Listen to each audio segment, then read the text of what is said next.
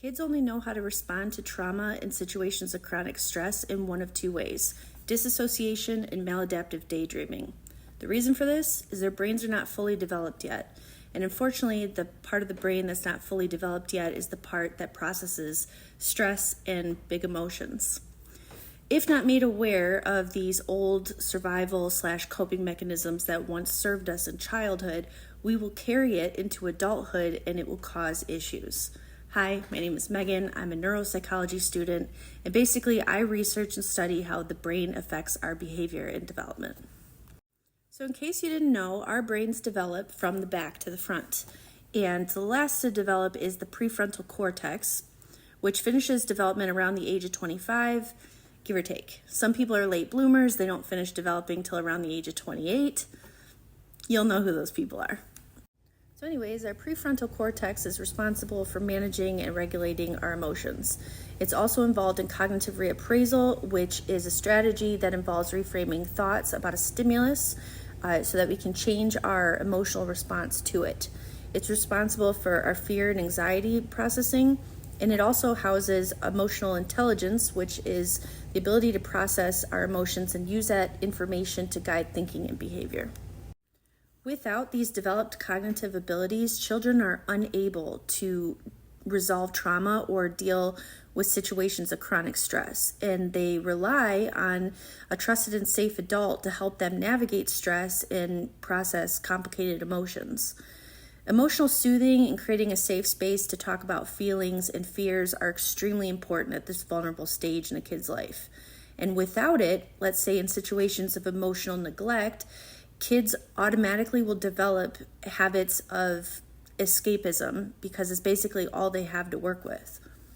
But yeah, basically these escapism tactics come in two forms: disassociation and maladaptive daydreaming.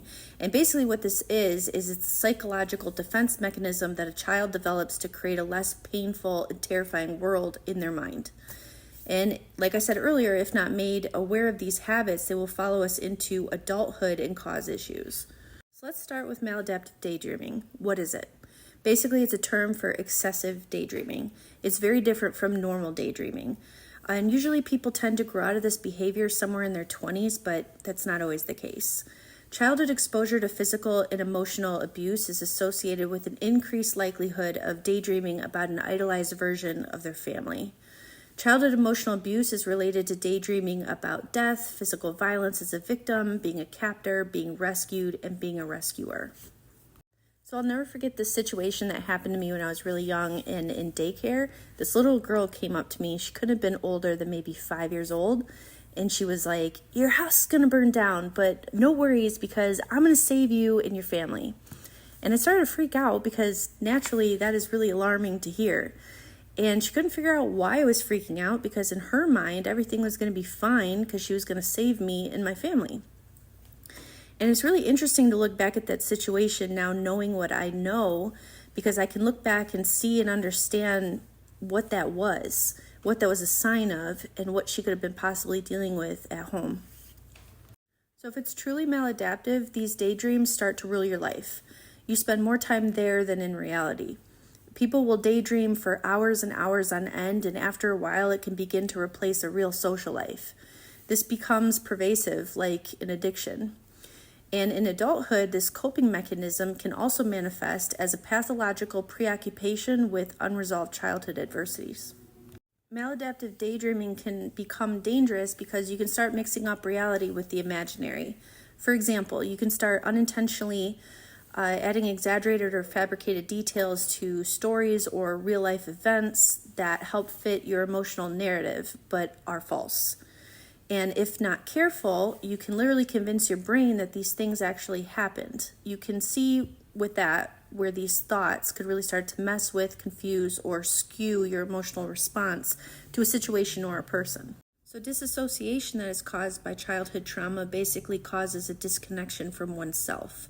It damages a person's ability to be in touch with their true feelings, needs, thoughts, and preferences. It can also cause a person to develop avoidance behavior. They can learn to forget their true interests, do what others expect them to do, think what others around them think, and basically become the person that everyone around them either wants or expects them to become. It's like slowly but surely erasing who you truly are to keep the peace. They become what is sometimes referred to as a false self, which is an adaptation mechanism that's necessary to survive in a lacking and otherwise dangerous environment. Lacking a healthy connection to one's true emotions and not seeing yourself realistically can also warp a person's self-esteem. With dissociation as an adult, what can happen is you can wind up in relationships or jobs that don't serve you and don't even remotely make you happy, but you're so disconnected from yourself and your emotions that you have no idea. You're just unhappy and you don't know where it's coming from. So in conclusion, I think the lesson here today is that as an adult, you are in full control over yourself and your life, and that you can go back in the past and find the parts of you that are broken and heal from that. And once you realize that, the potential that lies ahead for you is basically limitless. So anyways, thank you for learning with me today, and as always, I wish you a happy and healthy brain day.